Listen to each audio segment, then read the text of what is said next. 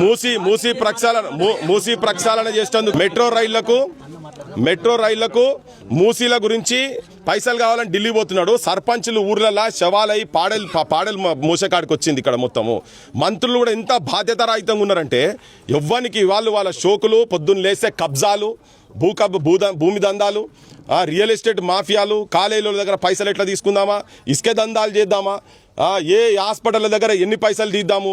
ఆఖరికి యువకుడు చెప్తానే ఉన్నాడు, వాకింగ్ చేసే టైం ఉంటుంది మంత్రికి. పొన్నం ప్రభాకర్ గారు చాలా డైలాగ్ కొట్టినావు, నువ్వు కూడా మస్తు కొట్టినావు. సర్పంచ్ల మీటింగ్ నువ్వు కూడా వచ్చినావు.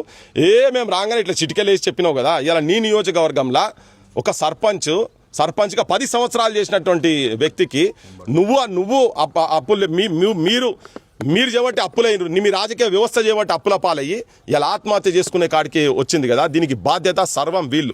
ఇది ప్రభుత్వం చేసినటువంటి హత్య. ప్రతి సర్పంచ్ ఇప్పటిదాకా అయింది కదా 100 మంది. మనం మస్తు చాలా జాగాలలో పోయినాం, జనానికి కూడా చెప్పే ప్రయత్నం చేసినాం. ఆ జనానికి కూడా ఏంటంటే నేను ఈ శవం సాక్షిగా పైసలు తీసుకొని మందు దాగి మటన్ ముక్కలకు, చికెన్ ముక్కలకు మీరు ఓట్లు అమ్ముకోకండి దయచేసి. సర్వనాశనం అవుతుంది కుటుంబాలు, సర్వనాశనం. తెలంగాణ సమాజం కూడా 1200 మంది ఆత్మహత్య బలిదానాలు చేసుకునేది ఏంటంటే ఇటువంటి యువకులకు నౌకలు రావాలి, సర్పంచులు గౌరవపూరితంగా బతకాలి, వీళ్ళ భవిష్యత్తు బ్రహ్మాండంగా ఉండాలి. ఇటువంటిది కాకుండా ఇలా బడులు బంద్ చేస్తున్నాడు. ఇంకెన్ని శవాల మోసి యాస్టకొస్తున్నది ఈ శవాలంతా. తెలంగాణ మీద సోయిలైనటువంటి జనాలు మొత్తం వచ్చి ఇట్లా ఈ రాజకీయ వ్యవస్థను మొత్తం సర్వనాశనం చేసి అసలు ఎవరన్నా సర్పంచ్ నిలబడాలంటే భయపడే కాడికి వచ్చింది.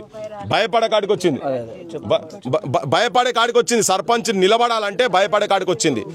ఇది మళ్ళా ఏంది, క్షేత్రస్థాయిలో ఉన్నటువంటి గ్రామీణ ప్రాంతాలలో ఉన్నటువంటి వాళ్లకు ఇబ్బందులు అవుతున్నాయి.